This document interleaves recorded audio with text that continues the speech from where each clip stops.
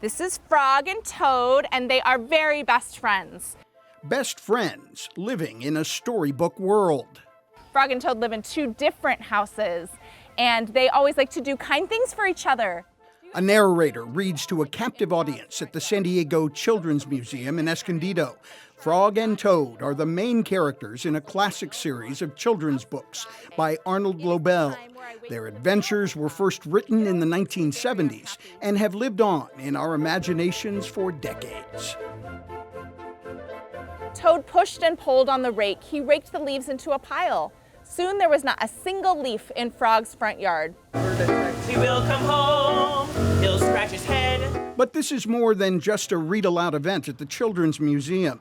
Young actors from Escondido's Patio Playhouse Community Theater have joined the narrator to bring the beloved characters and their animal friends from the page to the stage. Eating cookies, we're so happy. Eating cookies, we adore. A Year with Frog and Toad became a Broadway musical almost 20 years ago. I get to relive all my childhood fantasies of eating cookies and laughing at them raking their yard and the leaves all getting blown away. Christopher Moore is a college music major performing the role of Toad for preview performances around North County. I hope that it gets a lot more kids into theater so that we can share this amazing experience and gift with a lot more kids. Frog and Toad live on because their stories are entertaining and educational.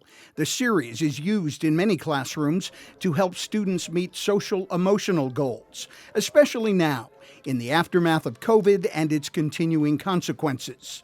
This show is a show full of joy, and it's delightful. Brenda Townsend is producer of the Patio Playhouse musical and a parent.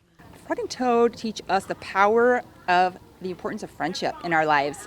What are we without, our friends? It's a lonely world out there. So they just remind us, I think, that how important friendship is.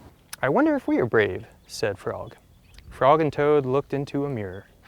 We look brave, said Frog. Chapters of the series are also being read in the wilderness of East County. Simon Breen is education director for Earth Discovery Institute, a nonprofit focused on educating children from marginalized communities about nature, science, and conservation. They've just started a storybook hike in the 2,800-acre Crest Ridge Ecological Reserve, nestled between the outskirts of El Cajon and Alpine. This story, Dragons and Giants, is about Frog and Toad getting out into nature, overcoming their fears. They have some challenges they encounter with snakes, with just avalanches and all kinds of misadventures.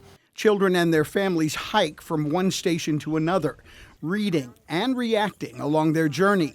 Breen says this provides lessons in appreciating the environment. A lot of the kids that we bring out on field trips here to Crest Ridge, it's their first time they've ever been out to this type of nature. Maybe they've been to a local city park, but nothing like this. The reserve is open to families and other hikers from sunrise to sunset, and the stories of Frog and Toad will be posted through the end of December. There is also a reminder of the reality of climate change. Sarah Masonouf is executive director of Earth Discovery Institute. It's really essential that the public understand what those threats are, understand the importance of nature, and join us in protecting it.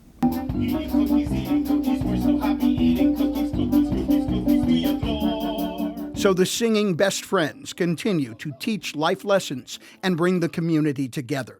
The Patio Playhouse production includes performers from ages 7 to 70. Jamie Lynn Palmer brought her 3.5-year-old daughter Lila to the Discovery Museum musical preview performance and is most impressed by the theater kids. I think it's such a great way for them to expand their courage getting on stage in front of a group of people and really presenting their talents. Who's your favorite character? Toads. Why? Just because they're so cute. They're so cute? Yeah, because they're babies. Little Lila gets the last word. M.G. Perez, KPBS News.